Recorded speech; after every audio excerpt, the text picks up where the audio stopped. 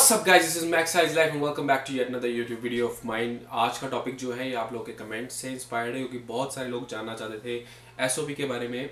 तो सबसे पहले दोस्तों बताऊंगा कि एसओपी चाहिए किस बंदे को होती है, किस स्टूडेंट को एसओपी की ज़रूरत होती है, किस स्टूडेंट को एसओपी की ज़रूरत नहीं होती, क्योंकि चीज़ बहुत ज़्यादा ज़रूरी है। बहुत सारे टाइम क्योंकि आप में से बहुत सारे लोग +2 करके आ रहे हो तो आप लोगों को शायद ये चीज़ नहीं पता कि आपको एसओपी की ज़रूरत है भी नहीं। बट क्यों नहीं है आप लोगों को मैं समझाऊंगा। बहुत सारे मास्टर्स के स्टूडेंट को भी एसओपी की ज़रूरत नहीं होती। और दोस्तों सबसे बड़ा टिप मैं आप लोगों को ये दूंगा कि कभी भी टोटली 100% अपने एजेंट के ऊपर अपनी एसओपी नहीं छोड़नी है। Never ask your agent. बहुत सारे आपको मार्केट के अंदर ऐसे एजेंट मिल जाएंगे, बोलेंगे वी आर एसओपी एक्सपर्ट, हम तो बड़ी अच्छी एसओपी बनाते हैं, हम तो ये करें। दोस्तों आपका SOP is just a task for them, 9 to 5 job का हिस्सा। पर आपका SOP is something unique for you that you are going to do first and last time in your life. So you need to put your own efforts instead of relying on a businessman who is there to make money. तो दोस्तों SOP is first of all your purpose of visit, जो कि सामने जो बंदा की आपकी analysis कर रहा है आपकी फाइल का, वो बंदा जिसको फाइल ऑफिसर बड़ा कुछ बोल देते हैं इंडिया में भी हो, वो डिसाइड करती है कि आपको वीज़ा ग्रांट करना है कि नहीं करना है। जी हाँ, SOP is one of the very big things in most of the cases, क्योंकि most of the cases are actually late realizations कि आप लोगों को स्टडी इन कनाडा करना है। I was also one of those people जिनको बहुत late realise हुआ था कि हाँ मुझे स्टडी इन कनाडा करना है। उससे पहले मुझे यही लगता था कि इंडिया के अंदर मेरा बहुत अच्छा फ्यूचर है and I don't really need to do anything, मुझे कनाडा जाने की ज़रूरत नहीं है। बट एक पॉइंट के बाद मेरे को रियलाइज़ हुआ कि किस तरह से कनाडा मेरे लिए बढ़िया रहेगा एंड किस तरह से कनाडा में I can see a better future for my self. सबसे इंपॉर्टेंट चीज़ मैं आपको बता रहा हूँ कि जब आप अपनी एसओपी क्रिएट करते हो ना, आप बेसिकली एक स्टोरी बता रहे हो सामने वाले बैठे हुए बंदे को। आप उसको बता रहे हो कि किस तरह से आपकी पिछली स्टडी, आपकी आगे वाली स्टडी या फिर आपका एक्सपीरियंस जो इन बिटवीन है, ये सब कैसे लिंकअप करता है। दोस्तों ये बहुत इंपॉर्टेंट हो जाता है कि SOP should be clear and confined to the topic. ऐसा नहीं होना चाहिए कि आप लोग उसमें फालतू की बातें बहुत ज़्यादा एलेबोरेट कर रहे हो। That person have a lot more to read. और अगर आप उसको लगेगा कि आप जस्ट मतलब बातें बता रहे हो, आप कहानियाँ ही सुनाई जा रहे हो, आप मुद्दे की बात नहीं कर रहे हो, that person might not even read it all. मतलब ऐसा जरूरी नहीं है कि वो इंसान को आपकी पूरी एसओपी पढ़नी ही पढ़नी है। हो सकता है उसको स्टार्ट में कहीं पे रियलाइज हो जाए कि नहीं, this person doesn't have a genuine intent to study, और वहीं पे वो आपकी फाइल को बंद कर दे। ये चीज़ हो सकती है दोस्तों, मैं बता रहा हूँ बहुत सारे लोगों के साथ ऐसी चीज़ें हो जाती होती हैं। तो इसलिए आपको स्टार्ट में ये आगाह कर रहा हूँ कि ऐसे मत करना कि बिल्कुल फालतू की गप्पे ही उसके अंदर लिखते रहना। दोस्तों अब मैं बताता हूँ किन स्टूडेंट्स को, सबसे इंपॉर्टेंट चीज़, किन स्टूडेंट्स को एसओपी की ज़रूरत नहीं होती। दोस्तों अगर आपने बैचलर ऑफ साइंस की है और आप मास्टर ऑफ साइंस करने जा रहे हो, you don't need to explain the purpose of visit या पर्पस ऑफ स्टडी, या फिर you don't need to relate your previous and next thing in a letter.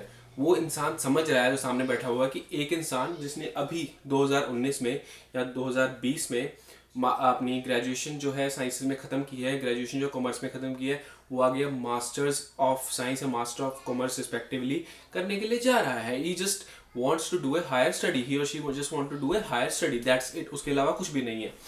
पर दोस्तों अब सबसे पहले किन लोगों को एसओपी की जरूरत है। अभी +2 केस में भी ऐसे हो सकता है कि अगर आप लोग मान लो सिंपल, अगर आपने किसी साइंस की +2 की, उसके बाद में साइंस की ग्रेजुएशन करने जाना है। फॉर एग्जांपल अगर आपने कोई ऐसी +2 की जिसके अंदर physics chemistry mathematics non medical है, उसके बाद आगे आपने बीएससी ऐसी करनी है जिसके अंदर नॉन मेडिकल, आपने ग्रेजुएशन ऐसी करनी है जिसमें फिजिक्स केमिस्ट्री या मैथमेटिक्स, उसमें किसी कोई एक चीज़ है, 90% of the times you also don't need an SOP, specially जब आप लोगों का गैप नहीं है। अब दोस्तों किन लोगों को एसओपी की ज़रूरत है उनके बारे में बात कर लेते हैं। बेसिकली उन लोगों के लिए ये वीडियो है। देखिए अगर आपने ग्रेजुएशन की है किसी पर्टिकुलर कोर्स के अंदर, या आपने +2 की है किसी पर्टिकुलर स्ट्रीम के अंदर, उस स्ट्रीम का कोई एक पर्टिकुलर सब्जेक्ट आपने आगे पढ़ना है, और वो जो है वो आपके सामने आपकी प्रीवियस और सामने जो ऑफर लेटर पड़ी हुई है उस चीज़ से इतनी 100% क्लियरिटी नहीं आ रही है उसकी, तो आपको अपना साइड, आपको अपनी चीज़ क्लियर करने की ज़रूरत है कि क्यों आप लोगों ने ये कोर्स, ये कॉलेज, ये सब कुछ आपने क्यों चूज़ किया है। At that time you need an SOP. SOP लिखते टाइम सबसे बड़ी जो गलती करते हैं मोस्ट ऑफ द स्टूडेंट, जो मैं अवॉइड करवाना चाहता हूँ, वो ये कि वो अपनी एसओपी खुद नहीं लिखते। मेरे को बहुत सारे लोगों के मैसेज आते हैं, बहुत सारे लोगों के डीएम आते हैं, बहुत सारे लोगों के ईमेल आते हैं कि भाई हमारी एसओपी लिखने में हेल्प कर दो। भाई हमारी एसओपी लिख के दे दो, भाई कोई बंदा जानता है जो एसओपी लिखता हो।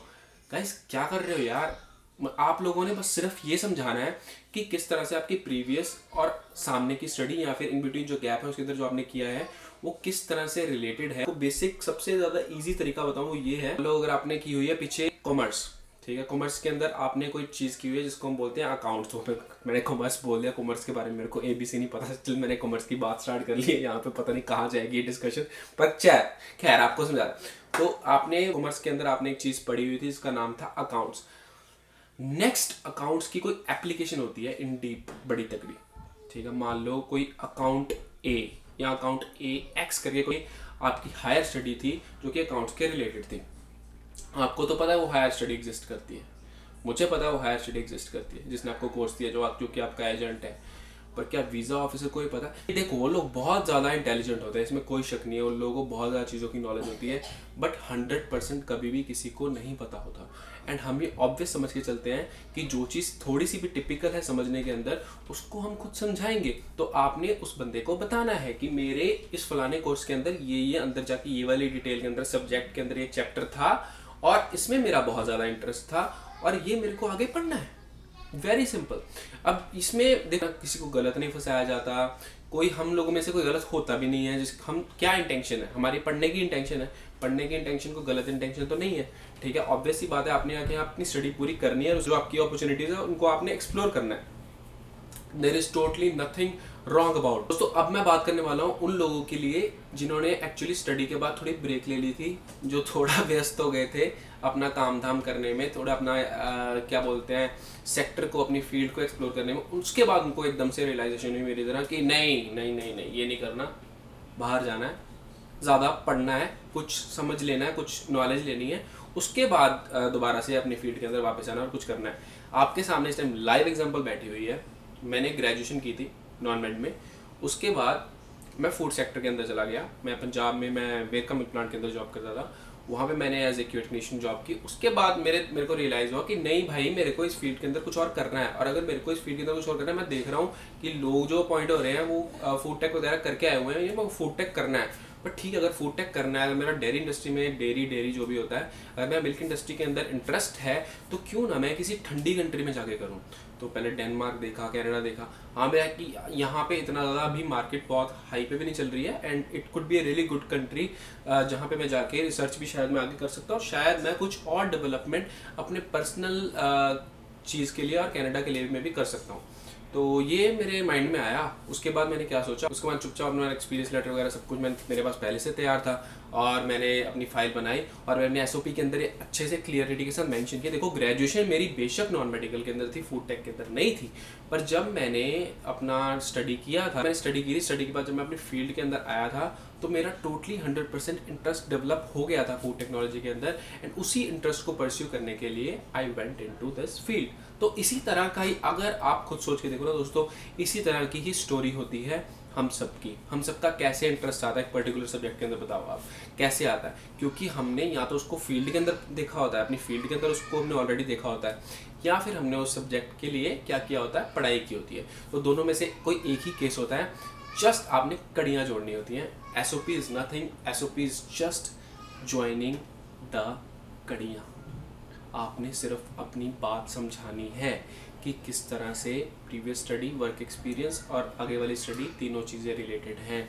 दोस्तों मुझे नहीं लगता था, ऑनेस्टली बताता हूँ, कुछ टाइम तक मुझे नहीं लगता था, कुछ टाइम पहले तक कि मुझे इस चीज़ पे भी वीडियो बनानी पड़ेगी, पर क्योंकि इतनी ज़्यादा डिमांड थी इस वीडियो के, इतना ज़्यादा लोग जानना चाहते थे एसओपी के बारे में, मुझे लगा कि मुझे बताना चाहिए। अगर जो ऑब्वियस भी चीज़ है उसको भी बता ही देना चाहिए। इट्स ओके, हो सकता है कि जो चीज़ मैं ऑब्वियस सोच के बैठा हुआ हूँ उस चीज़ की इतनी ज़्यादा अभी मार्केट के अंदर clarity. Guys this is for today's video, I hope you guys like it. If you like it give it a big fat thumbs up, please share it with your friends, subscribe to my YouTube channel. I'll see you guys in the next one. Till then, peace out.